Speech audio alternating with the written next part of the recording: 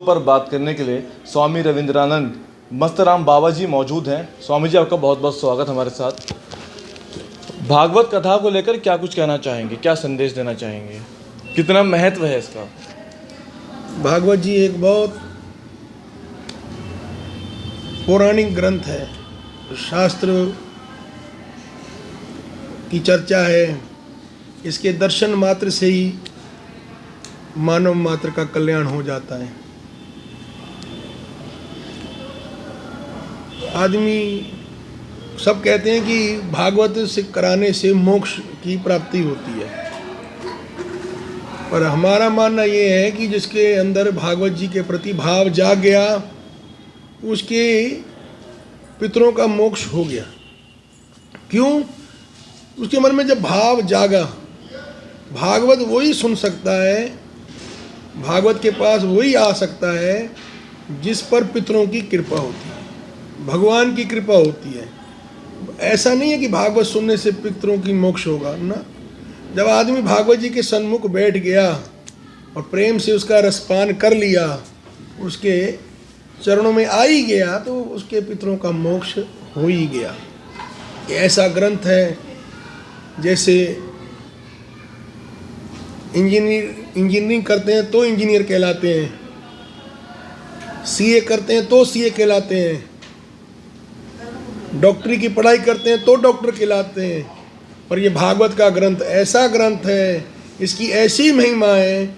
अगर ये ग्रंथ अपने सन्मुख कोई व्यासपीठ पे रख लेता है तो उस व्यासपीठ पे बैठने वाले को लोग प्रेम से व्यास जी कहते हैं। इस भागवत जी की इतनी महिमा है, ये तो युगों युगांतरों से चली आई है।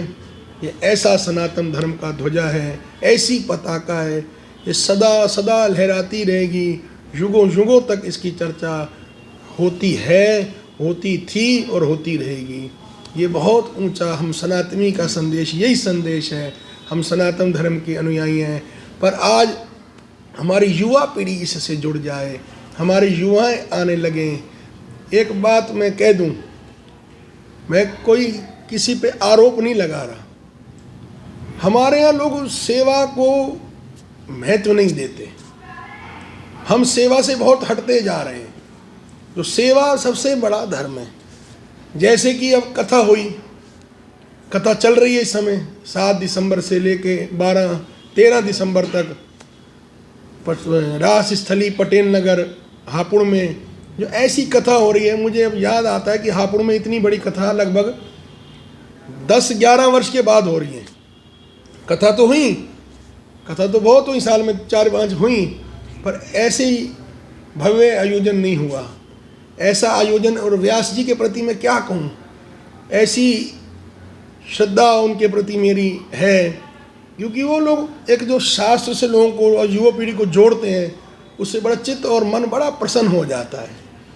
जैसे कि कंडाल लगा तो आज कमी दिखी हमको सेवा की। हमारे पास कोई जैसे पंडाल लगता है, लोग कथा सुनने आते हैं, तो बाहर जूता घर बनाया जाता है। कोई जूता घर में सेवा करने के लिए तैयार नहीं है। हमारे को सेवा में शर्म आ रही है, जूता उठाने में शर्म नहीं आनी चाहिए, क्योंकि ये सेवा ही सबसे बड़ा जीवन को बनाती है सेवा तो। पर मैं सेवा करना चाहता था, पर मेरे पास बहुत सारी और जिम्मेदारी थी। चप्पल, हम लोग साधु हैं, कोई भगवान नहीं है। उस सेवा का अवसर मेरे को नहीं मिल पाया, पर हमने लोगों से कहा करो, कहीं बात करी, कहीं से बात करी, वो बात हमारी बन नहीं पाई।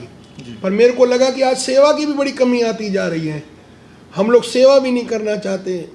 और एक जो बच्चे युवाएं जो हैं सुबह 11 बजे उठते हैं, और घर वो लोग सुबह सूर्य देखते ही नहीं, उनके पास सूर्य की किरणें आती नहीं।